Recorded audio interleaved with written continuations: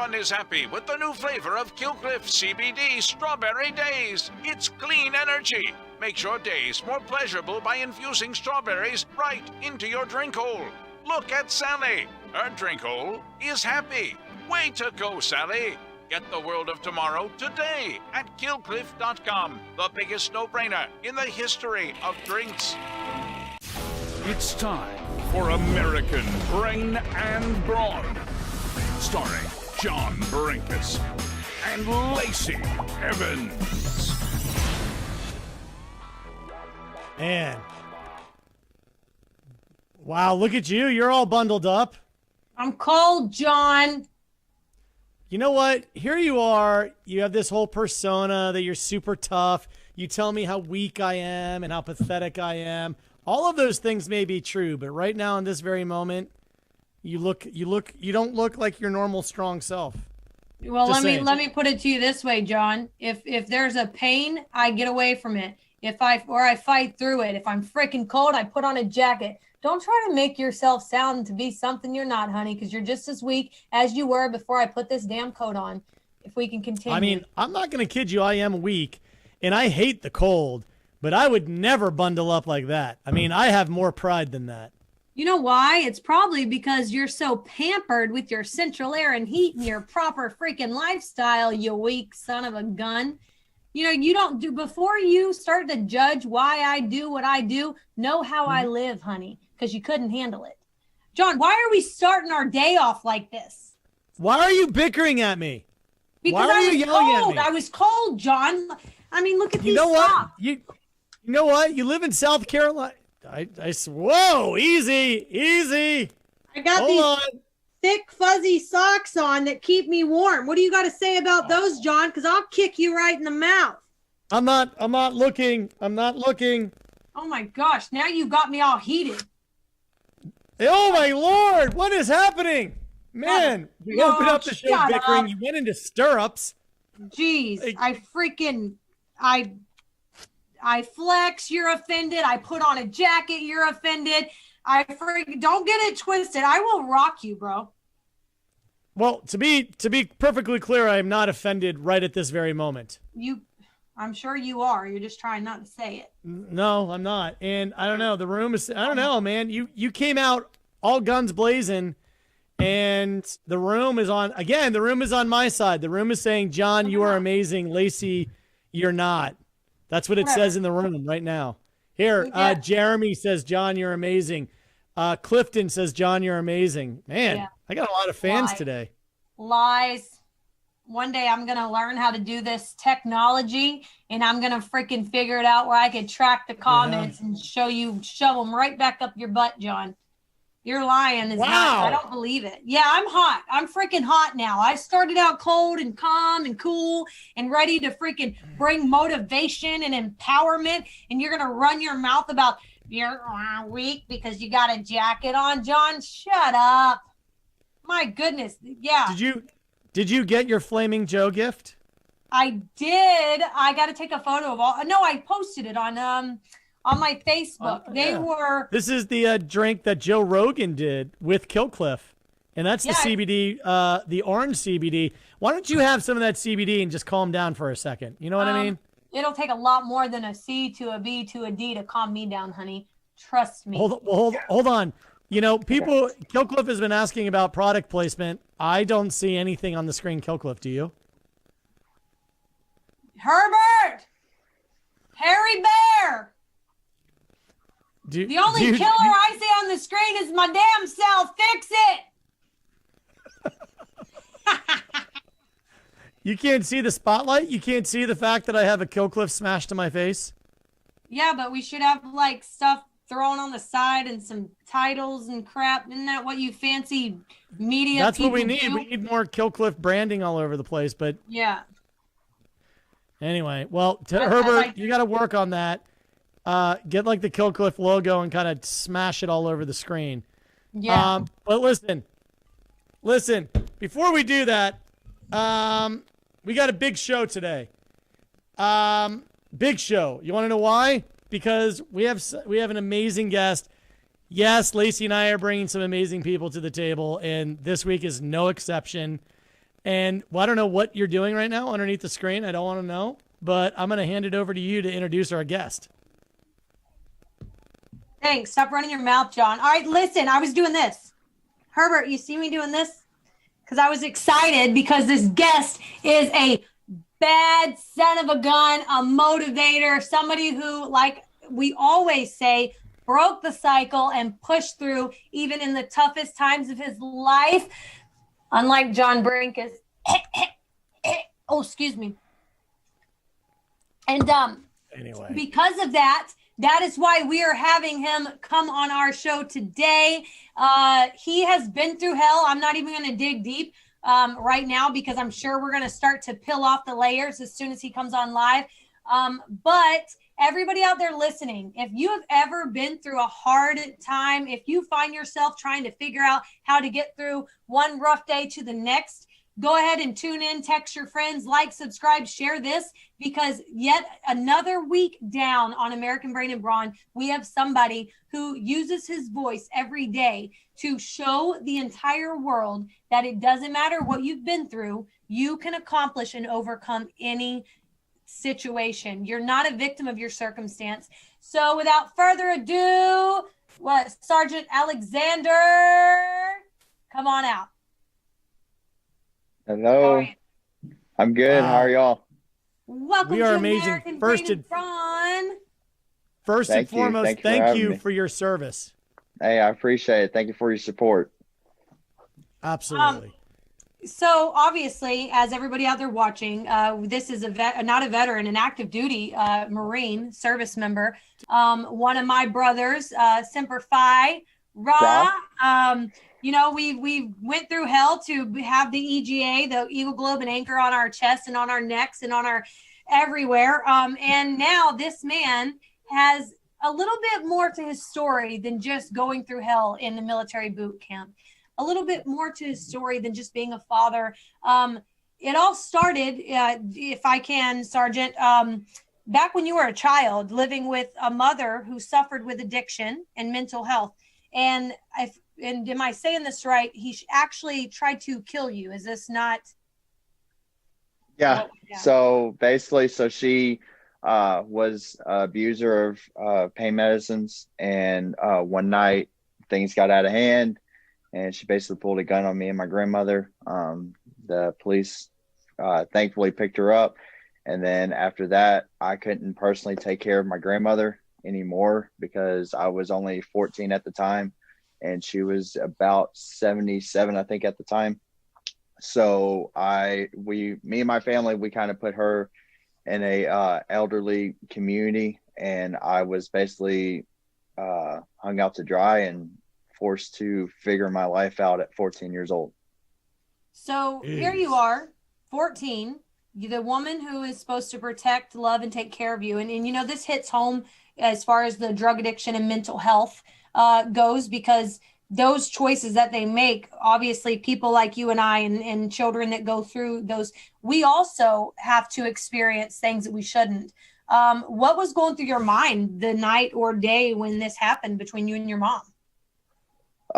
So honestly, I was just trying to take care of my grandmother. That was my rock. And so I was just trying to take care of her. And thankfully she knew what was going on because I yelled at her. And that was the first time in my entire life that I've ever yelled at my grandmother.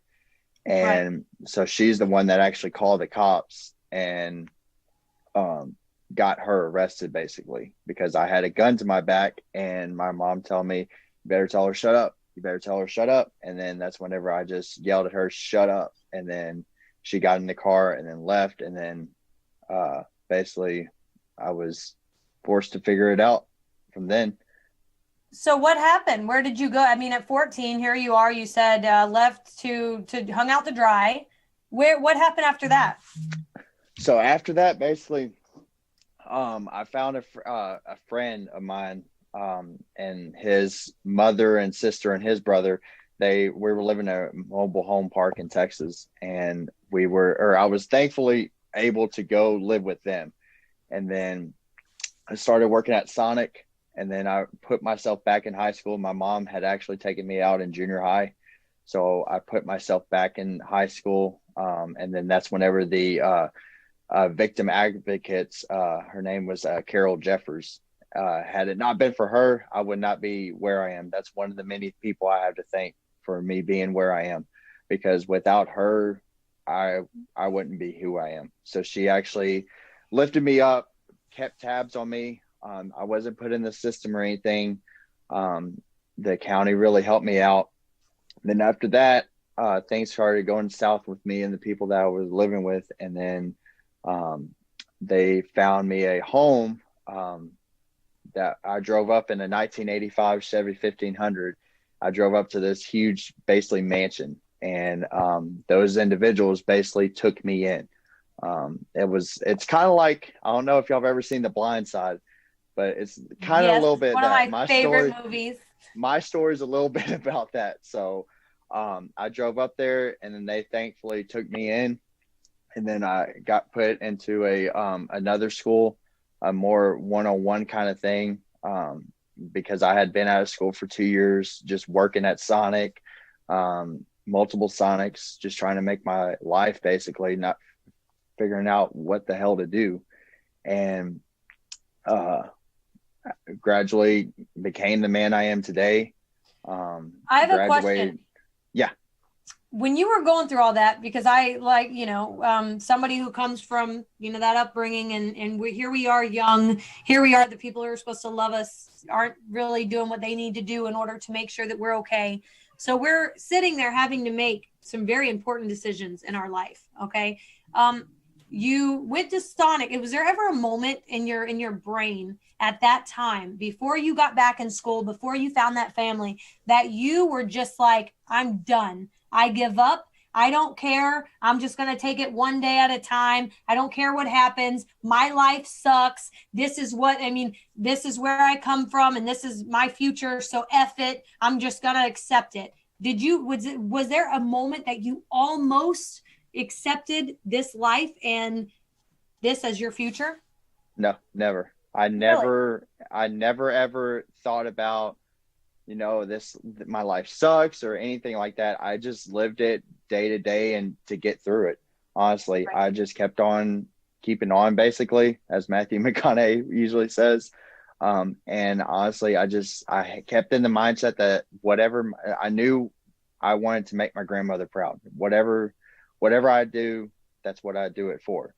Right. So no matter what. Was this something that, along the way, it seems like obviously this incredibly traumatic incident, you get pulled away from your mom, you have a gun pulled on you, it's awful. Were there just a million incidents leading up to that, or did this sort of happen in a vacuum? No, there was more instances. She was arrested multiple times for family assault violence and drug use and things like that. So it kind of gradually built up. The family was really getting torn apart. And it was just me, my mom, and my grandmother. I never met my dad. So that's all I knew. And it just gradually, the pills started taking more effect. The abuse started coming more and more and more. And I was not going to let anything happen to me nor my grandmother. I didn't care what happened. I was going to defend her no matter what. I have a quick question, and two, because I always look back at my life because my father overdosed to pills, to drug addiction. But in people, that's like what he's labeled, right? So like my family suffered with addiction and depression and that same anger. I can imagine your mother right now, because I feel that. I've been there. Was there ever a moment, even as a young child, because I can say for me, there has been, that you look and you realize like this drug addiction is because of something else? You know what I mean? So like they're angry, they're depressed. So it's like a mental health. Would you agree that like there's an underlying factor that causes the drug addiction, that causes the domestic violence, that causes the rage and the hate? And if now we're not doctors, nobody on American Brain and Brawn are acting like we're doctors, but did you ever think, like, now that we're grown ass, successful, hard fighting son of a guns that have come from that, do you ever look back and think man, if they would have just got the mental health care that they needed, then they wouldn't have had to mask the pain and the anger and the depression with the drugs. Yeah, absolutely. I mean, there's multiple times I can think of, like, whenever my mom would pop the pills or whenever she would go to the doctors and they would give her the pills. There's multiple times that runs through my mind and sometimes even I think of myself, like, what could I have done? What did I do wrong? What did I do right? So I completely agree. There's times that I really do think that there's something underlying for sure that could have happened. Right. And that's a shitty feeling, what you just said, because I had to take my father's death and it still weighs so heavy on my chest. What could I have done? What did I not do right? And as I get the chills thinking about it, I'm trying not to choke up. As us kids, me and you, there is not a damn thing we should have done. We were babies. We did not have control over that. The only thing that we could do is the best that we could every day to get by while they made those decisions. You know what I mean? So don't ever let that, I mean, I'm sure that it doesn't like eat at you. I mean, I still things I work through, but like some days I wonder, like, man, could I have done something else to help him to where he wouldn't have taken his last breath? And, but no, I mean, we were babies, you know, so what we can do is what you're doing now. And that is using your voice and not taking this experience and taking it to the grave with you. You are being loud and boisterous about it. You are letting the world know that you are not going to accept the drug addiction lifestyle, the anger management, the pain, the depression, the mental health completely consume you the way that it did your mother, the way that it did the people that you love the most. And instead, you actually, and so what you joined the Marine Corps first and foremost. Yeah. How old were you? So I graduated high school at 18, and then I was basically I worked Walmart at the midnight shift. I worked at the individuals that took me in at their scrapyard. And at one point I was like, you know what? I've always wanted to be in the military. Let's go for it.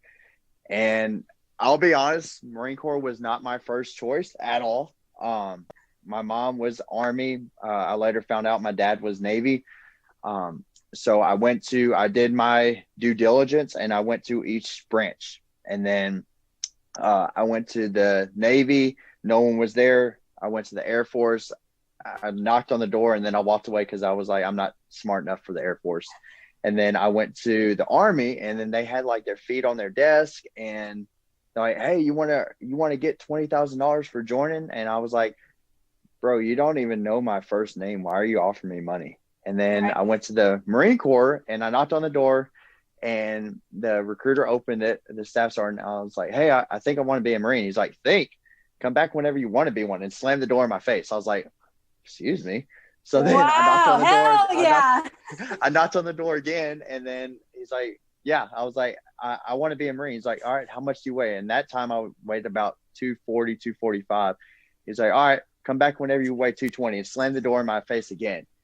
And I was like, oh my God, like I got angry. I was like, all right, I'm going to prove you wrong. So then like a month or so later, I got down there 220, walked back to the Marine Corps office, knocked on the door, same staff sergeant opened the door. And I was like, look, I want to be a Marine. I lost the weight. Let's do this. And then he's like, all right, let's do this. And then 2 days later, I swore into the Marine Corps. I joined whenever I was 19. Yeah, 19. Wow. That's incredible. So do you have any regrets? Like right now, as we speak, you're now a recruiter. So you can't tell me that you regret too much, because your job now is to, and I'm going to say it in my language, because the Marine Corps rescued me. Okay. I was 19, same as you. And same as you, I went to the recruiting office. Nobody was there. And I was like, I went to leave, and here comes this Marine pulled up in a white car, and he was Staff Sergeant Rawman. I'll never forget. And he's like, can I help you? And one thing led to another. And I'm at the DEP program, and I'm going in. But you can't regret it, because now you yourself are essentially rescuing potential babies out of the same shitholes that we were stuck in and experiencing in life. how does that make you feel, knowing that there are kids in the same boat as you, that you literally are changing their lives? And that's exactly why I got voluntold to be a Marine Corps recruiter. But even before that, I was wanting to be a Marine Corps recruiter because of the fact that I have the opportunity in my hands to change individuals' lives. Whether that's how my story is, or they are totally, completely different, I have that obligation. I have that duty to do that. And that's what I love about being a Marine Corps recruiter. Sure, there's difficult times, but with every job, there's difficult times, no matter what. It's how you adapt to those problems and how you adapt to that basically job. Are you going to let it drill you into the ground every single day, or are you going to wake up and drink a cup of coffee and have a good day, go through the ups and downs just like life, and then come home and go to bed with your family? Right. Speaking of family, so you go from being a child whose mother almost killed them to being an amazing father, raising a little girl. Now, this is off topic, but everybody out there listening, talk about a badass little girl. How old is your daughter? My daughter's 6. 6 years old. And correct me if I'm wrong at any point, when I read this Sargeant story, I was blown away, because not only did he come from this negative lifestyle, he raised a 6-year-old little girl who found out her uncle had cancer. And instead of saying, oh, that sucks, as a child, 6 years old, she started her own lemonade stand and raised money to go towards helping care for her uncle during this terrible time he was dealing with. And I think we have a photo of that, don't we, John? Yep. Her little lemonade stand right now. I mean, you must feel so proud,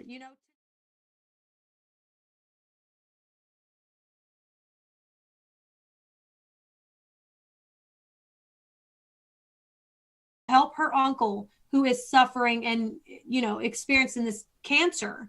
And yeah, I mean, you must feel so proud, Sargeant, to know that even though you came from such a negative childhood, you raised a badass little girl that is out there trying to be positive and uplifting. Oh yeah, it's a wonderful feeling. And I wouldn't be who I am today without my family, especially my wife. My wife has been through deployments. She's been through the good times, the bad times, the horrible times. So without her guidance on how I should be, my kids wouldn't be who they are. So all my gratitude goes towards my wife, like one of the many people that are here. But yeah, so Cheyenne is her name. She basically, she was making like these little paper bracelets, and our neighbor saw her and she's like, oh, I want to buy one. She's like, well, it's just paper. And then she's like, well, that's okay. And then that's whenever she got in the mindset, oh, I want to raise money for uncle. And then it started at our house, and then it blew up into the community, absolutely supporting us, going to different locations. And she raised close to $1,500. Wow. Just having the lemonade sale. There was some baked goods. People donated like some jewelry, but all the proceeds went to her aunt, her uncle that was battling cancer, and also her niece that she loves and adores. So, I have a question from the chat room from Jeremy, and he's asking, in 2020. Everybody feels like the world is against them. How do we get over this and move ahead? Honestly, you have to put one foot ahead of each other. That's the best thing I can do. 2020 has been an amazing year and a horrible year for us. Me personally, it's been, I think, besides the pandemic, has been an amazing year. We have 2 foster kids that came into our care. The recruiting, even though the pandemic, recruiting is still good because people aren't letting a sickness ruin their future. So honestly, the best thing I can do is just take one day at a time, and don't let anything get in your way. If you have something that you want to achieve, if you have something that you dream about, knock down the barriers and don't let anything stop you. Just like I tell people whenever I'm recruiting them, if you want to be a Marine, be a Marine. Like, don't let anything stop you. Don't let boot camp, don't let anything stop you. And even if you don't join the Marine Corps, if you just want to go to another branch or you want to go to college, don't let anything stop you. Have the mindset to, you know what, I'm going to achieve greatness and I'm going to do what I want to do in life, because you only get one life to live. So why not live it the fullest? Oh, and I love the way that you said that, because Sargeant, you said, if you want to achieve greatness, you know, you have to continue to go. But what people don't realize, like, I'm a WWE superstar. John Brenkus is like a 6 Emmy. Like, you are a sergeant in the Marine Corps and a freaking recruiter now. Like, but what is greatness? Everybody's definition of greatness is different. I mean, it could just be happiness, you know, because as you know, people like you and I that come from such a mental health ridden, depressed, angry lifestyle, you know, for us, greatness is being happy, being able to not lash out and not have to fall on the drugs to cover up what is killing us inside. Greatness is getting the counseling needed for people like you and I who have been through some stuff, but instead of letting it eat at our brain and ruin our days, because we only have 24 hours in each day, we're not going to let that sit there and eat at us. We are going to find greatness, that whatever that may be, the happiness, the career success, one day at a time, like you said, 1 foot at a time. And I think that was a very, very good response to that, because there's a lot of people out there going through hell right now. Pandemic aside, economy, job security, depression. You know, I don't know if it's statistically, I'd have to fact check myself. But last time an article I read was like the suicide rate. And I don't know, John, if you've heard this, is like 200% higher than it normally is. And we're not even going to bring up child suicide, which is at a sky high rate right now. So the best thing that we could do for each other is kindness. Take it one day at a time and try to find the help, the counseling, go to the doctors in order to fix it before that problem becomes something worse, like our families chose to do. And hey, Alexandra, I got one more question for you. I got to know, because right now with the pandemic and, you know, to have people having time off, and it's a weird time, I find families reaching out and, like, you know, with the holidays or whatnot. Your mom, is there any communication? I mean, is that hard to, because I know I had to block a lot of people that I love dearly in order for my mental health, in order to raise a daughter that's not broken, in order to show my daughter love and kindness and not anger. Is that something that does she communicate with you? Or so there's been multiple basically, so before my grandmother died 5 years ago this month, she always wanted us to try to make amends, and there's been multiple times that we've tried to make amends. She's met my kids. We went down to Florida on vacation one time. I took leave and to Disney World, and we met up, and she met them. And me and my wife both agree that we don't want people in and out of our kids' lives. So there was no point of, if we're going to keep like 1 step forward, 2 step back, there's no point. I've went 7 years plus without her. There's no point. So there's been times that I'll catch her like snooping around my Facebook and all that stuff, and that's fine. She can snoop and all that.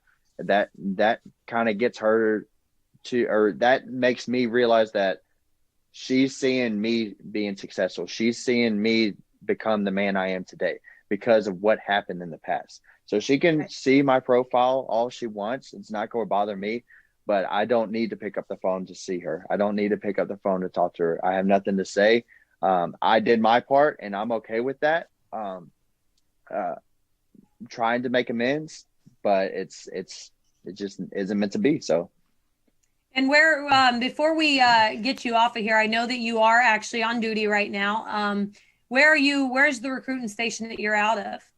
So I'm at a recruiting station in Chicago, and recruiting substation Carpentersville, one of the best recruiting substations in Chicago by far. So.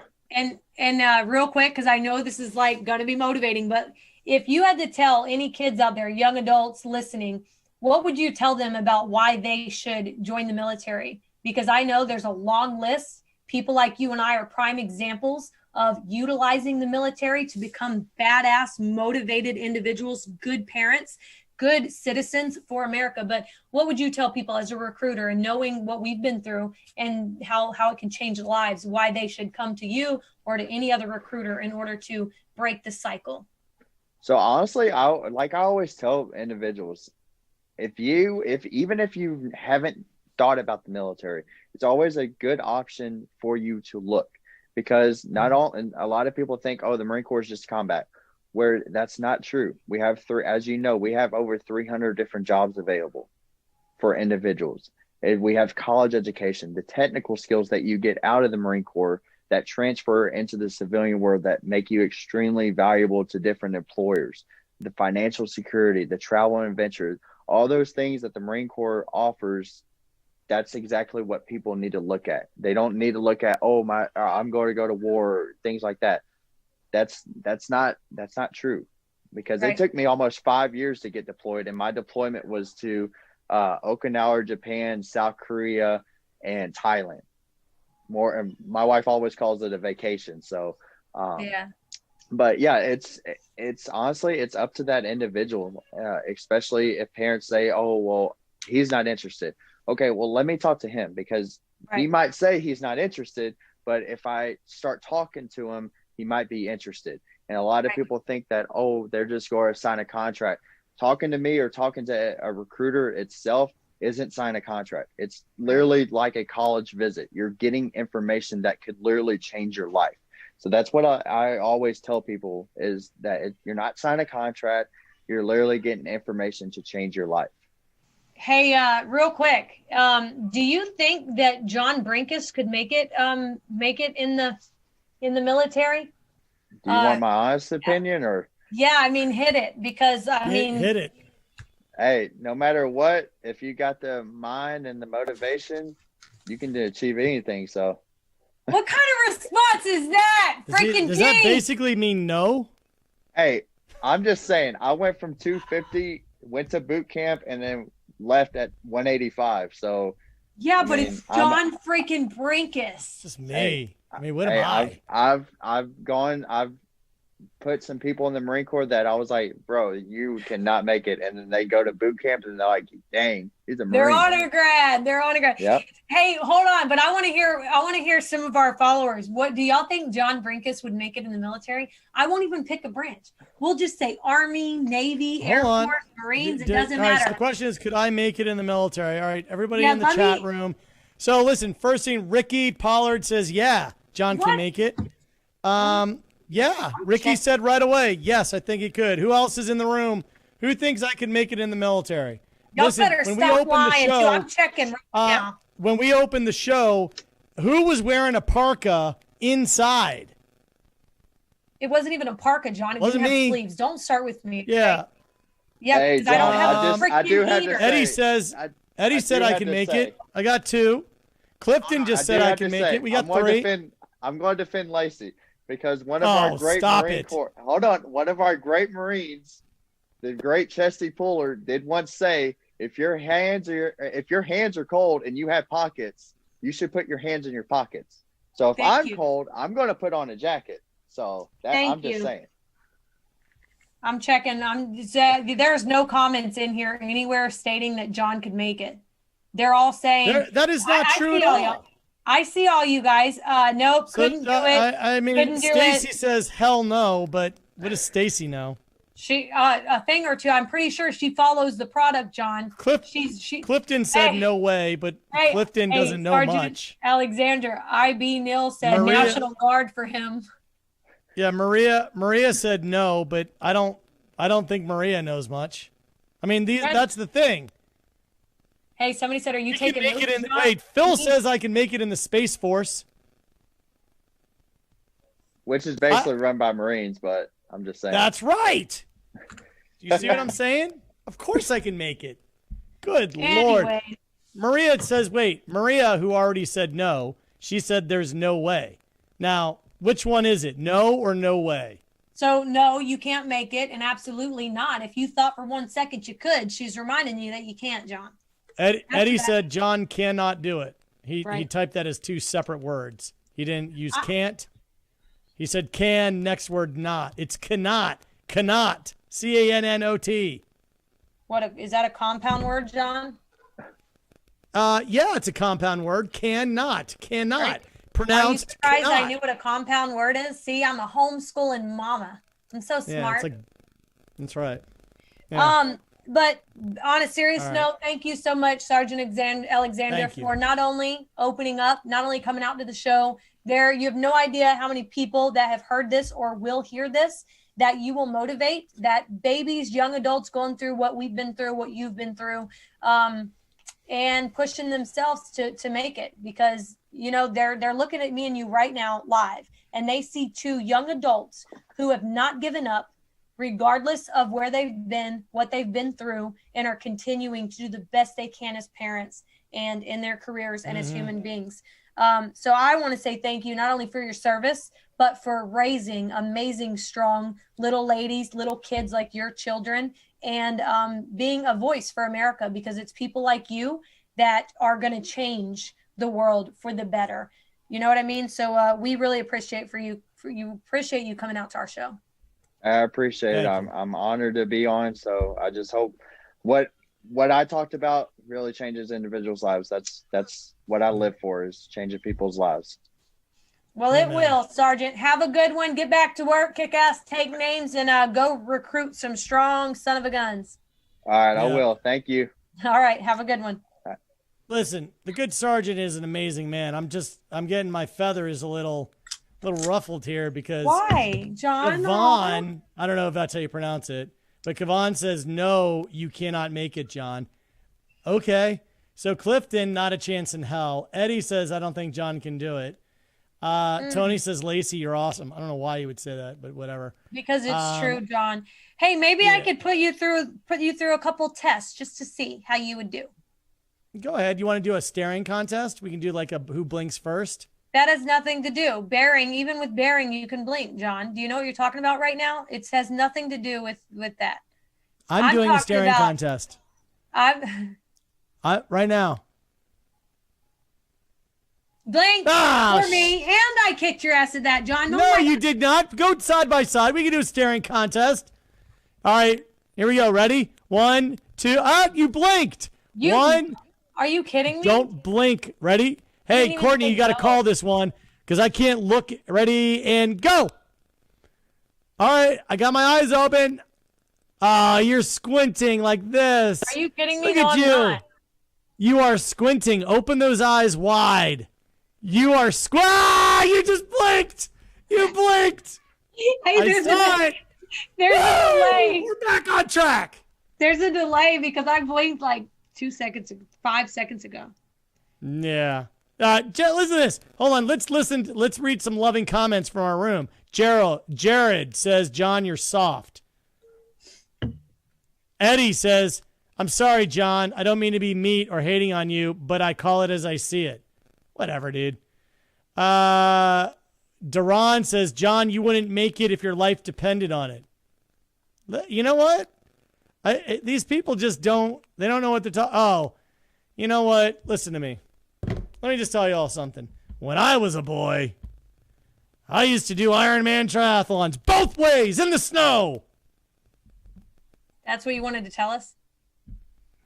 You know I'm sure they handed out hot cocos at the end too, John.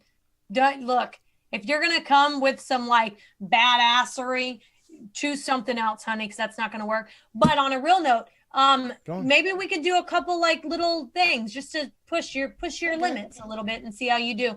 Maybe some mud runs, swim runs, boots and utes runs, ammo cans, low crawls under barbed wire, just the average everyday military stuff, and see how you pull through. Does that require effort? A lot of effort, yes, John. Then I don't know. I don't know if I can think my way How through it. am might I be able even to do it. partnered with you on this show, John? This show Listen, is it's all called Brains about and Brawn. effort. It's not called Brawn and Brawn. It's not called American Brawny and Brawny. It's called American Brains and Brawn. So if I gave One of you us got them brains. if I gave you a 6th grid coordinate, you can go out in the middle of nowhere and figure it out? Yeah, take latitude and longitude. You only need to give me 4 coordinates. Oh, really? Okay. Yeah. You can make All it right, 0, 14, and I can take off the 0. I mean, And also, look, you know what you can do? You can give me some letters. I have a thing on my phone. I got a phone. It's a high-tech device. And if you give me an address, I can put it into a map, and it'll show me exactly where to go. no, see, that's the point, John. Like when we do this training, which we will, you can't have technology. That's your problem. Yep. Mm-hmm. Well, listen, all I have to say is my phone gets me everywhere I need to go. Obviously. Hey, Siri, how do I get to Lacey's house? No, shut up.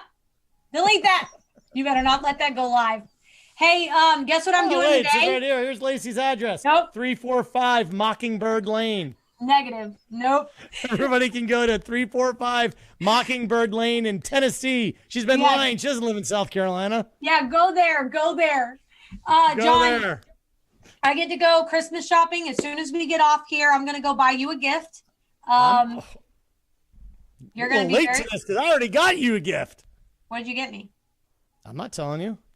You just got me a whole bunch of Killcliff. What do you mean? Boxes and boxes. I've given you a lot of gifts. I gave you the gift of the show. How about that? You know what? And also, he gave me this too. Look at this. I did. That's right. Does it make me sound good at least? Hey, The hell is sounds this? good. All right, You got to but for talk real. in the microphone like that. You got to talk into the side of the mic. You keep talking into the front. You got to talk into the side. 19. This is 324. I'm about to go Christmas shopping. I need a smoker report over and out. That was Breaker 19, Breaker 19. Do you know why you say breaker? I don't know. Break on Because you're interrupting the That's what I just CB said. radio chat. I'm breaking the traffic, bro. Right. Freaking Breaker Jesus. 19, Breaker 19. I had a CB radio in our 1977 Dodge custom van, shag carpet on the ceiling, 8-track player, ice box, black and white TV hung, queen bed in the back. We had it all rolling. That's how the Brenkuses roll. I'm so I'm going to glad get you a picture. We called it the B14 special because my parents got it for their 14th anniversary. True story. Then we brought it home, and we're the talk of the neighborhood, right? We'd roll up in our white van, blue stripes on it. Literally, our best friends in the neighborhood were like, wow, that's an amazing van. Can we take it on our vacation? We just brought it home. Can we take it on our vacation? And my dad, God rest his soul, is the nicest man on the planet. And he's like, sure. They took the van to California and back. We got it back with 7,000 miles on it. Oh my gosh, that's terrible. Like, it's kind of chop tank. You know what I mean? Yeah, that's pretty shitty. Hey, Lacey, do you want to know something that's important? The ability to defend yourself. Yeah, you need to work on that. Well, a friend of mine named Boss Rutan, who was a former heavyweight champion in the UFC. Don't And tell me Amir you're Perret. practicing MMA, John. Do you want me to show you a promo for a self-defense class that's amazing? Do you want me to pull it up? You should sign up for it. I don't need self-defense, John. Oh my God. Do you think anybody in I'm the the audience epitome. needs it? Oh no, that is true. And self-defense is important. I'm laughing, like joking, but because I have what I have to defend myself, but others may not use my route. So yeah, John. Yeah. Are you training? Well, it's self-defense training against real life situations. Things are crazy. And just as it's called 7 Skills to Save Your Life. You can all go to 7skillstosaveyourlife.com. We have a little promo to play if you want to watch it. Yeah, let me And 7 skills to save your save life. your Let me life. see the promo. what? Roll this out. Roll it. That's interesting. 7 skills.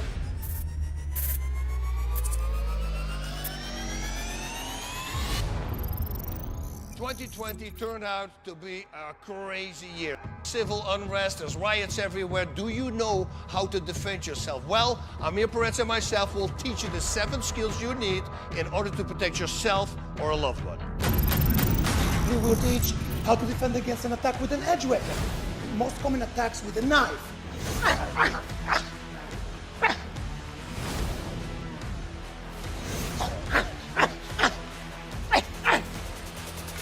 He's going to pull his hand back. I follow through using handcuff principles to grab the person. Blunt weapon. Oh, stick, get back, let go of the stick, get back. Weaponless self-defense. All-out fight, right here, right here. Constantly focus on technique. Pow, pow, pow, boom, punch. All the combatives, straight punches and hooks and elbows and knees and front kicks. The use of common objects. Back comes in. Drop your chair, drop it, get back. Self-defense on the ground. Back, grab, reverse. Situational awareness. So many threats are preventable. Conditioning, just roll. Coming right back and aggressively attack. We will learn how to defend against a threat with a handgun. Hey, move it. Come on, move Stay, stay back, get back. Okay. Get on the ground. Go to Save Your Life 2020. Sign up for the 7 skills you need to protect yourself and a loved one.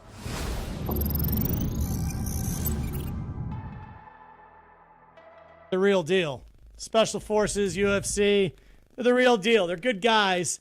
And it's really designed for more people like me who are not, I've never been in a fight. But would you know what to do when things go crazy? I've never been in a fight. Can you believe that? In your whole With life. a mouth like mine? Not even when you were little. Not even when I was little. I was so small. I was so small and cute and adorable that no one would dare fight me because who wants to beat up the smallest little runt in the neighborhood? I know my big fat face now doesn't look like I was really skinny and small, but I was really skinny and small. So the self-defense class, God. go to 7 Skills to Save Your Life, sign up for a self-defense class, learn it. Just telling you, I'm doing a public service here. Yeah, and I appreciate it, and you need it. Go on there, John, and definitely, I would hate to hear a story about you getting attacked and you being completely defenseless. That's right. If somebody were to come up and, God forbid, not know what they were doing and somehow accost you, they would pay dearly. If someone came up and accosted me after watching 7 Skills to Save Your Life, they will pay dearly. But before then, until then, who knows? I don't know, John. You might give a little swift chop to the throat. You know what I would do if somebody came up? You know what I would do if somebody gives me trouble? I would write a very strongly worded email. And send and it I where, would send it and CC everybody. Oh, bless his heart. That's what I would do. This is where I would say this is what's wrong with America, but I'm not. I'll just, he's doing what he can. He's pushing his limits. He's trying to learn. Do we have a national HR department? I need to look that up. I don't know. Get the number and tell him I said hi. Yeah, is there a national one? Because sometimes Lacey is very mean to me. The truth hurts, John. With that being said, I get to go shopping. Okay. For myself, maybe a little bit, but for a couple Christmas gifts.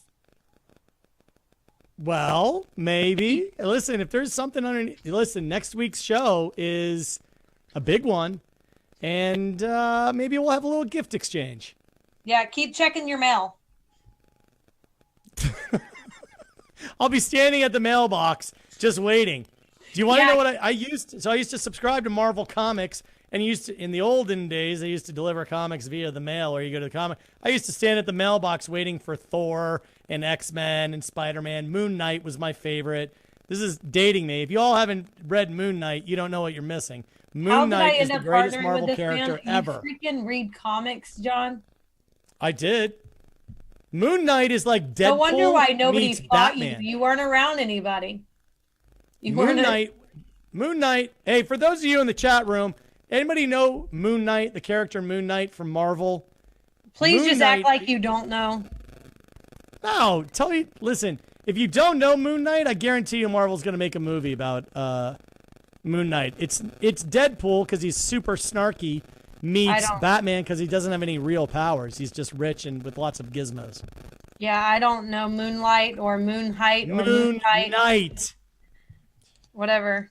It all sounds like a waste of brain space for me, John. Instead of reading Moonlight, you need to go and work on your defensive tactics, okay? Here, hold on a second. Just hold on 1 second. Just relax, all right? Just relax. I could be out shopping. There's John. Moon Knight. That's Moon Knight. What the heck is One that? badass superhero character. Yep, that doesn't ring a bell, John. Wow. All right. I know how to All right, disarm a pistol, though. I know that. All right, listen, I'm going to send everybody who has a present, send it to 345 Mockingbird Lane, Chattanooga, Tennessee. That's where Lacey's gifts go. And you're going to be getting a present, so just keep checking your mailbox. All right, check your mailbox, too, and make sure you have the present on the air next week. All right. All right, let's get out of this episode. We're going to be back next week with the gift exchange that I promise you is going to be the best one you've ever seen. So, Herbert, take us out of here. Bye, you nasties.